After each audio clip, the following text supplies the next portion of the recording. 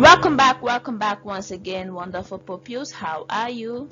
I hope you're bobbing good. And this is for our week 8 work on religion and national values for basic 4. How did you see your week 7 assessments? Hope you could answer them and the computer scored you very well. Good. So right now under this religion and national value for this, we are looking at social studies as our theme and our topic, factors that hinder growth in children.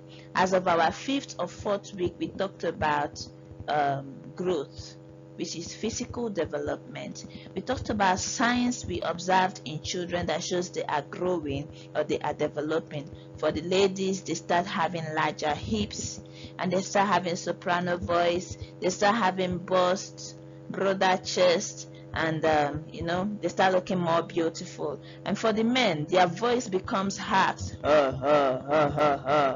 and they start growing hairs, even the females in their pubic areas, and they start growing beards. They also get broader chest, and that is it. So right now we are looking at what can hinder someone from growing. Some people you see, they look so small, they are adults but they look like a child. You'll be like, why didn't they grow? What, did God forget to grow them? So let's look at these factors that hinders growth in children. But first, before looking at the factors, we are looking at our objectives. They said by the end of this lesson, you as a learner should be able to explain the factors that hinders growth in children. What are these factors? Growth and factors that hinder growth in children. Growth simply means, or is simply known as physical development. It is the remarkable and outstanding increase in a person's body rather than their mind. When someone is bigger than, some people say if they grow like agric, you can see a child of 9 years looking like a child of 20 years. You can see a small girl, you say, this is auntie. Yes.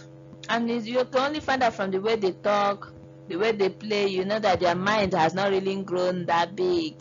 Do you get it? That's why we say be rather than their mind. So now let's look at these factors we're talking about. Number 1 is infection transferred from mother to child.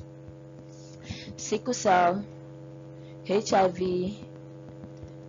and a whole lot of diseases that could be transferred from mother to child prevents them. They start, that early stage of falling sick makes you feel weak, you grow weak and you grow small. That is why you don't grow big. Next is poor feeding. We tell this and tell this more and more. When you see someone that is not feeding fine, you will know they won't grow well. When they say balanced diet, eat healthy food, make sure your food is balanced. This is to enable you grow. It's like the foods are grouped into 4, right? We have energy giving food, body giving food, protective food, and refuges. So all this food helps to do what? To make one grow big and strong. Too much labor, working too much. All these people that go for house boy and house girl that are given all the chores and the work to do, you will see them, they will start looking petite. For those that fall under wicked madam or oga, but those that are lucky to fall under kind people, they will be taken care of. They won't have much to do. They will just do the normal work a child is expected to do, and that is it. But when you're giving a child work more than he or she ought to do, you are affecting their growth. So mom and dad, look out for your children. Make sure they are not doing work more than them.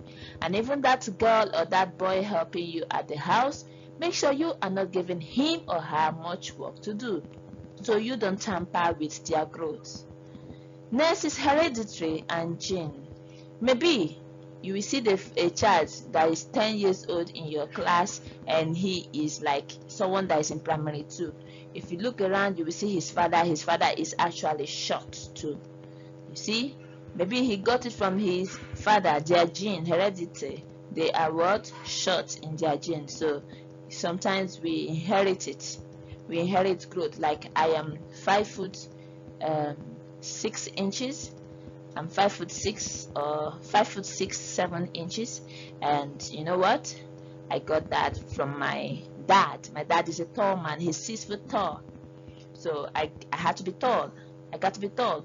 No, I checked lastly, and I think I was 5'5" 5 feet 8 inches.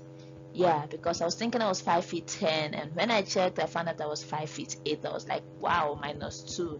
So yeah, I'm 5 feet 8, so I am quite tall as a lady, and that is gene. And thank God I ate well while growing up.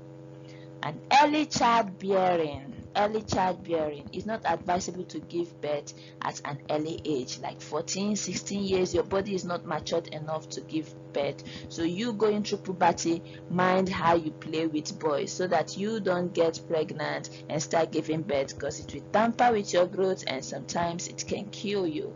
Puberty comes with different challenges and different feelings. All you have to do is to tell them, to your mom or your aunt, how you're feeling. You don't know, is it sweeting you, is it making you think this way or that? You just tell your parents and they will do what? They will guide you on what to do. Make sure you tell a trustworthy elderly person around you that won't lead you astray, because you might do something you will regret in future. So play this video on and on again. I hope you have a nice day and an educational one. Stay safe, and most importantly, stay educated. Bye for now. See you in another tutorial video. Have a nice day once again.